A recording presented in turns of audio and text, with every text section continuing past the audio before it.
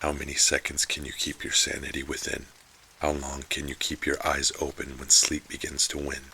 How long until you accept the red-faced reaper is your friend? I truly hesitate to tell this story. I don't relish the thought of anyone sharing the same fate as mine. But sharing my story is the only thing that gives me even a small semblance of comfort that I'm not alone. Perhaps that makes me a terrible person. Perhaps not.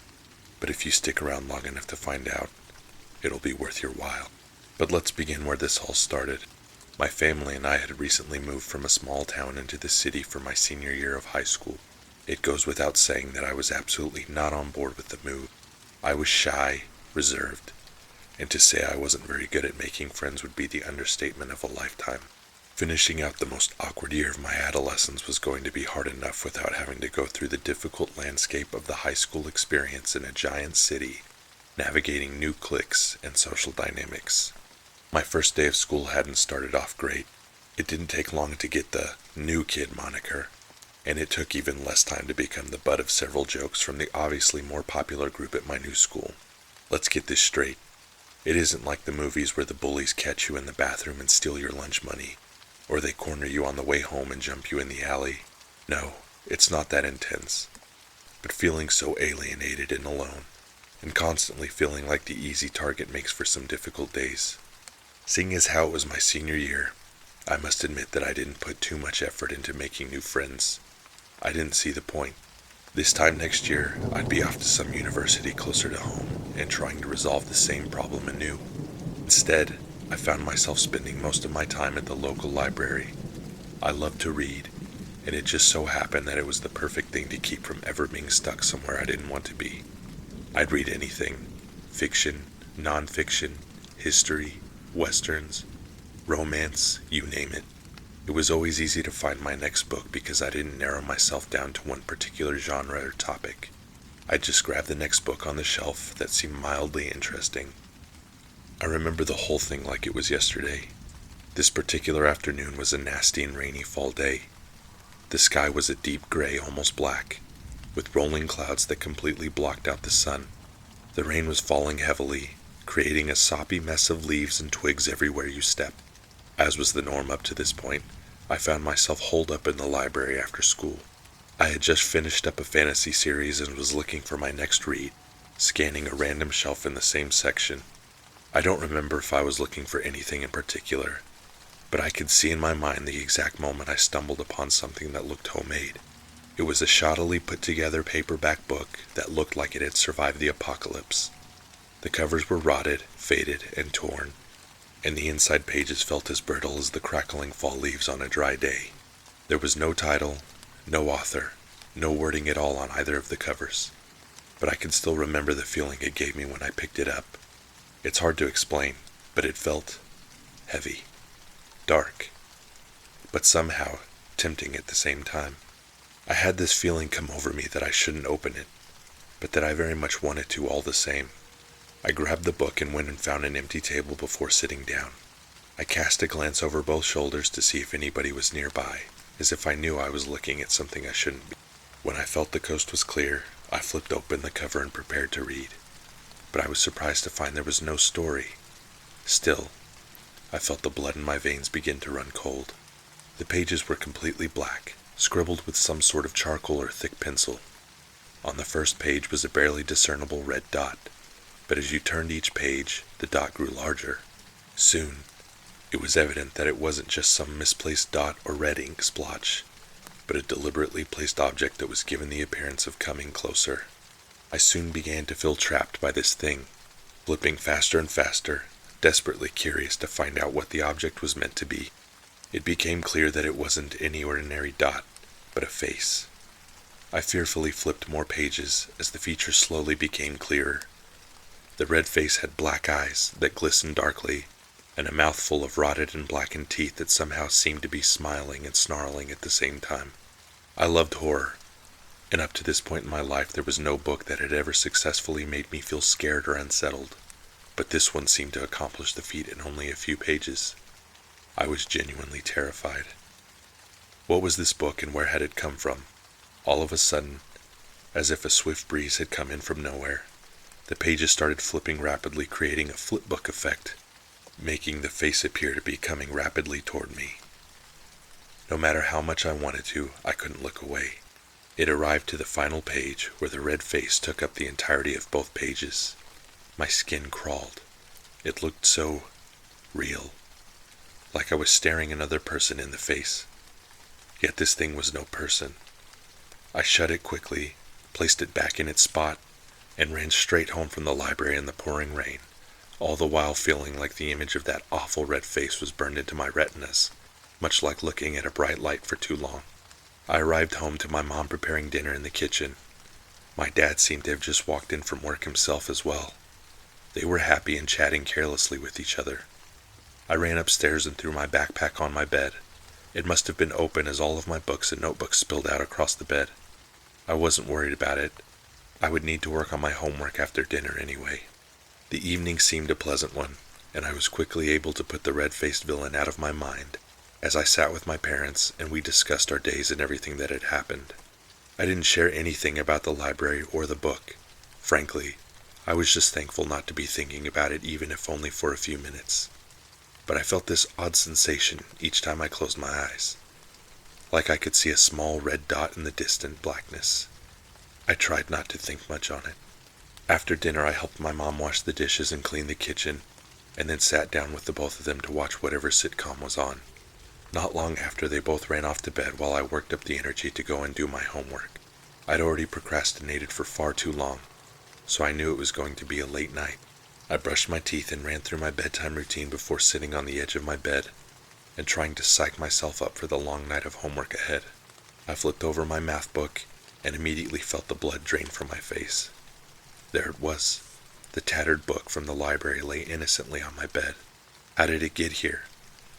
Did I mistakenly put the wrong book back on the shelf? Was I just in such a rush that I didn't realize that I'd never put it back like I originally thought? I jumped out of my bed in an attempt to get as far away from it as I could, but in my haste, I kicked the book off the bed with my foot. It fell to the floor, falling open to the final page where the evil face seemed to pop out at me. I felt my stomach sink as I reached for the book to close it.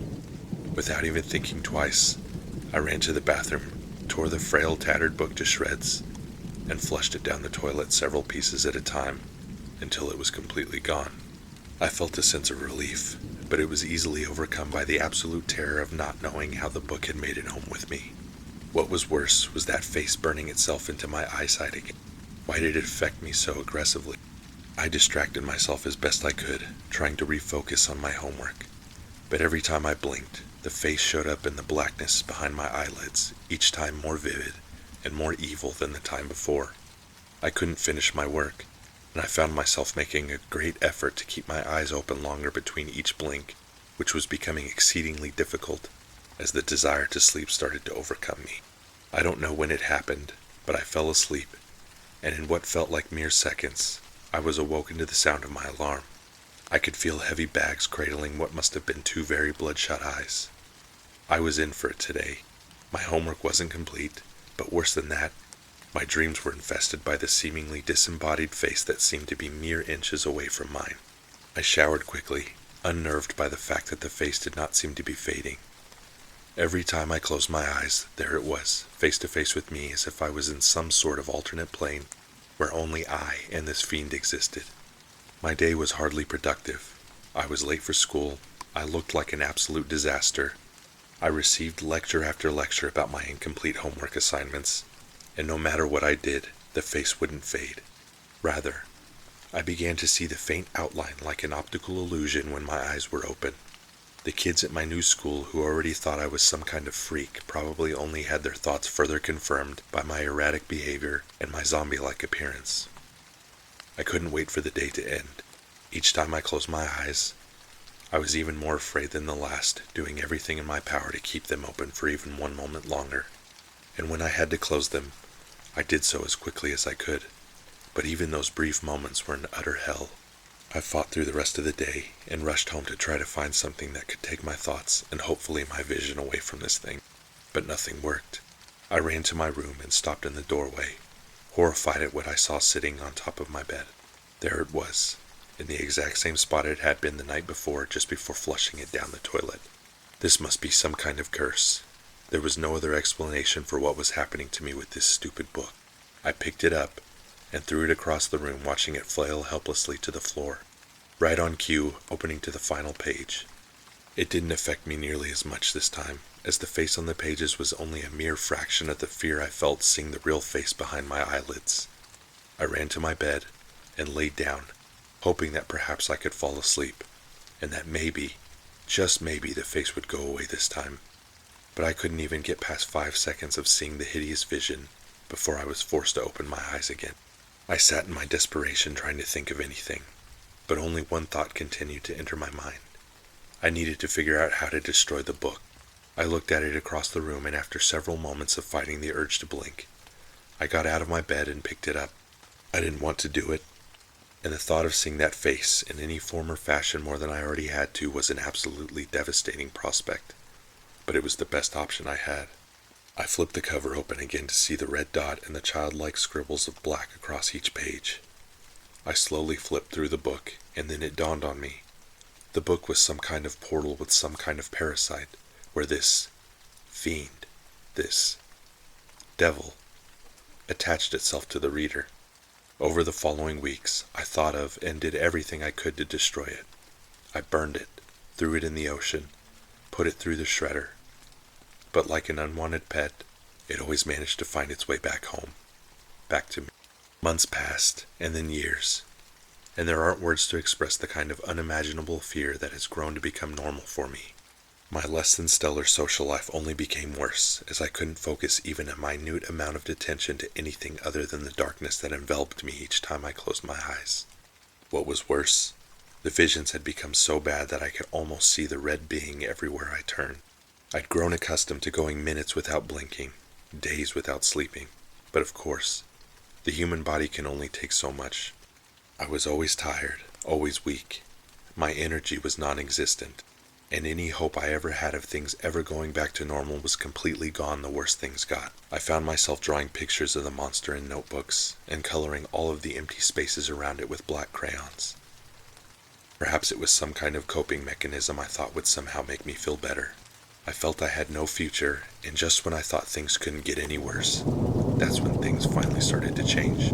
I had a job as a pizza delivery driver. There, I met a coworker, a girl who seemed to show an interest in me. There was something about her, something that made me calmer.